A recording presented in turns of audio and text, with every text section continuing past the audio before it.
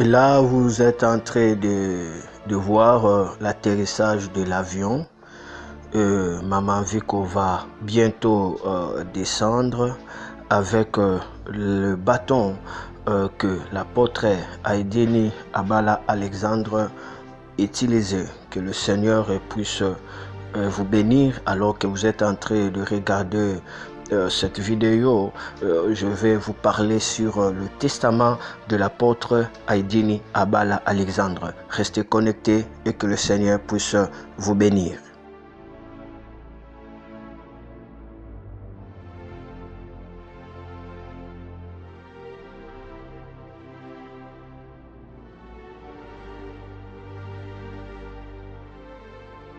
Que le Seigneur vous bénisse, c'est votre serviteur Noah Lomata, l'acteur du réveil spirituel.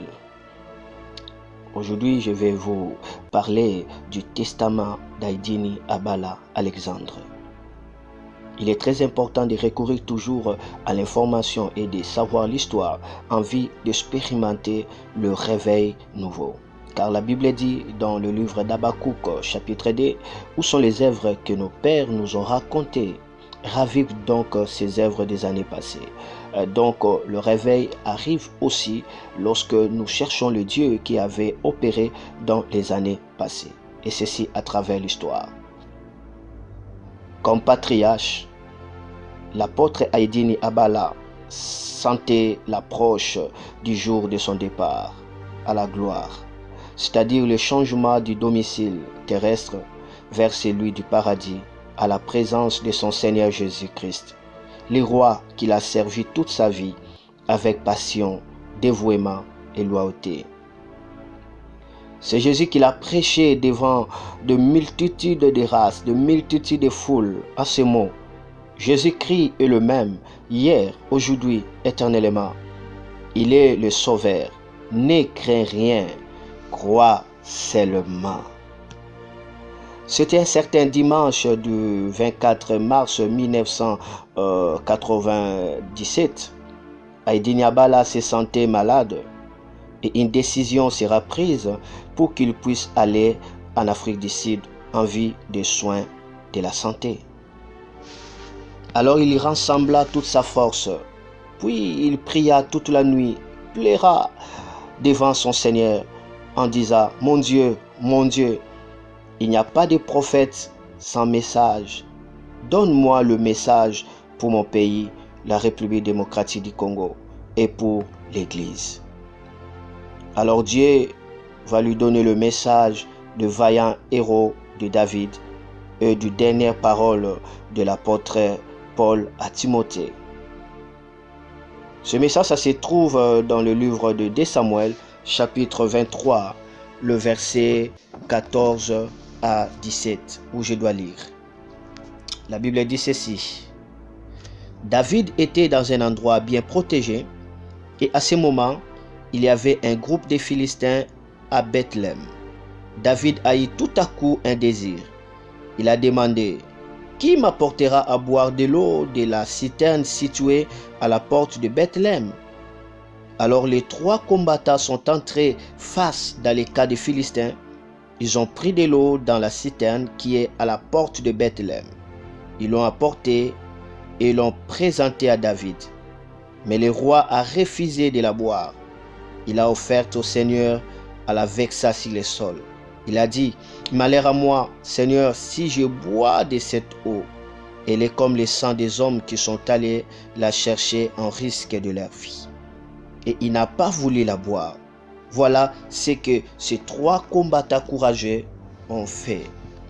Et à travers ces paroles, le Seigneur dira à son serviteur, l'apôtre Aïdini Abala Alexandre, qui est le père du réveil des églises pentecôtistes en Afrique et aussi du père du réveil du Congo.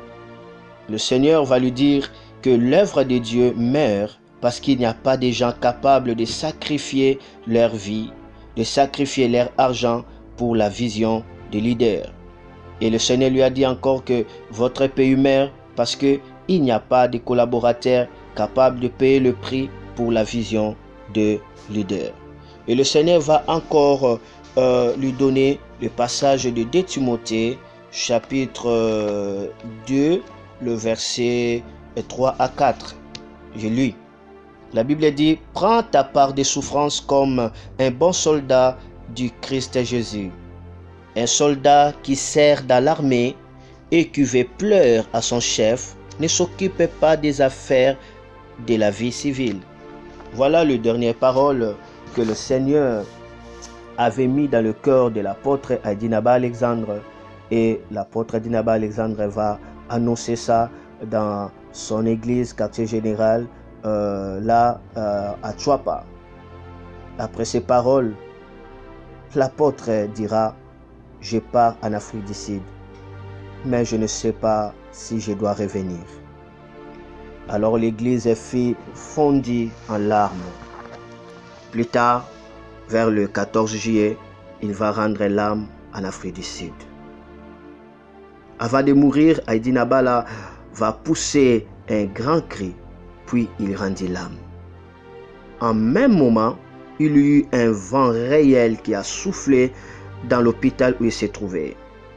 La plupart des malades furent guéris et quelques morts dans la morgue étaient ressuscités. On avait même publié cela dans des journaux sud-africains.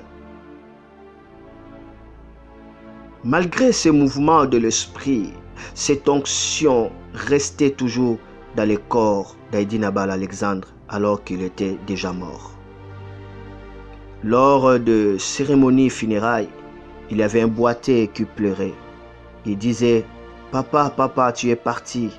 Qui va prier pour nous? » Et puis, il s'accrocha au cercueil de l'apôtre Aïdinaba Alexandre. D'un coup, la puissance de Dieu l'a saisi et il le fit guérir instantanément. Il s'est mis à sauter. Par ces miracles, le général Sonny Kafuta était étonné et il dit, si c'est lui qui est mort, son onction continue à agir, alors moi qui suis vivant. Et puis il est parti en retraite de prière, juste après le deuil. Et Dieu l'a utilisé puissamment, nous le savons, on ne change pas l'histoire. Le corps d'Aïdinaba a été enterré dans sa résidence en Kinkole.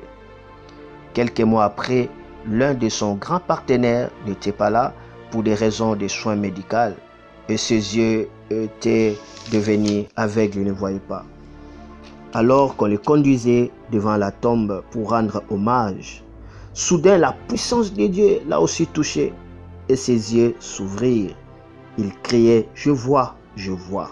Ce témoignage est réel. Par ce témoignage, beaucoup de gens commençaient à aller là-bas,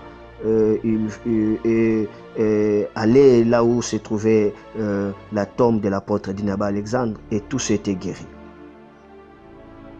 Mais son épouse, Maman Anviko, va interdire des visites dans la tombe de l'apôtre Aïdinaba Alexandre par peur qu'on puisse faire de lui un culte de mort, un culte de personnalité.